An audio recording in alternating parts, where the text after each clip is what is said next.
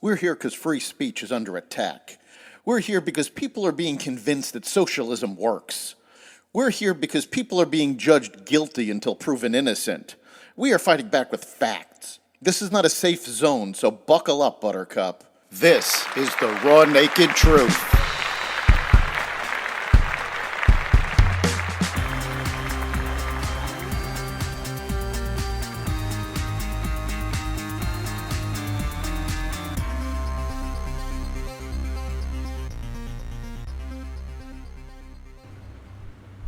A drone strike on a leading terrorist, a trip to Taiwan, the cost of student loan debt, and more.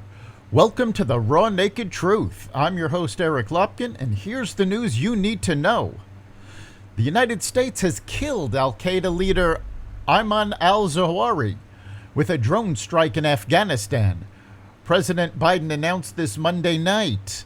Biden said from the White House that he approved the operation after U.S. intelligence officials tracked al-Zawahiri, who plotted the 9/11 terrorist attacks with his predecessor Osama bin Laden, to a home in downtown Kabul where he was hiding with his family. Justice has been delivered, and this terrorist leader is no more, President Biden said. The U.S. withdrew from Afghanistan a year ago this month.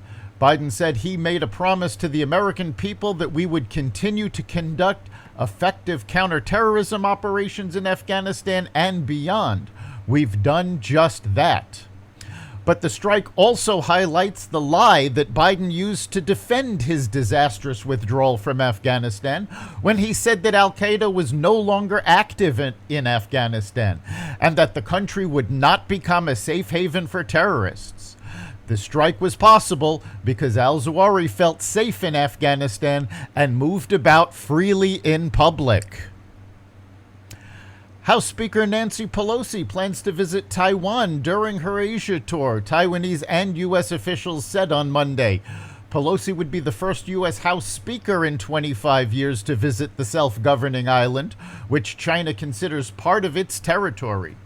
Pelosi did not include the Taiwan visit in the itinerary she released ahead of the trip, which started on Monday in Singapore. She's definitely coming, a person familiar with the matter told the Wall Street Journal. China's foreign ministry on Monday repeated earlier threats that China will not sit idly by if Pelosi visits China. Chinese President Xi Jinping told President Biden in a phone call last week, "Those who play with fire will perish by it." Now, Pelosi is not the first congressperson to visit Taiwan this year. The stance from the Chinese government illustrates how little they respect the Biden administration. The U.S. Department of Education is expected to lose close to $200 billion from federal student loans made over the last 25 years, due in part to pandemic-era relief pausing the bills for borrowers. Originally, the Education Department estimated these loans would generate around $114 billion in income. They will, however, actually cost the federal government $197 billion, according to the Government Accountability Office, a federal watchdog. That loss will balloon if Biden decides to cancel student loan debt. The Senate Democrats' so-called Inflation Reduction Act of 2022 would actually increase taxes on nearly every American in 2023, according to analysis by Congress's bipartisan Joint Committee on Taxation. The JCT projects average tax rates would rise for almost every income category, including those making less than $10,000. If the bill passes, income categories between $10,000 and $30,000 are the only ones listed as having the same average tax rate in 2023 under the Democrats' bill. Federal taxes on those making between $50,000 and $75,000 would increase by $1.9 billion in 2023. Woke policies are destroying the city of Seattle. Starbucks has closed stores in areas of the city that they deem to be too dangerous to operate in. And now Seattle businesses and property owners are taking matters into their own hands. They have hauled massive 1 to 2 ton blocks, known as ecology blocks or eco blocks, using special equipment outside residential areas and in front of businesses to prevent RVs from parking and homeless encampments from forming.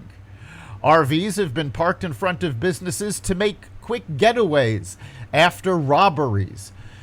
In addition, Seattle has struggled with homelessness issues for years, which only worsened during the pandemic.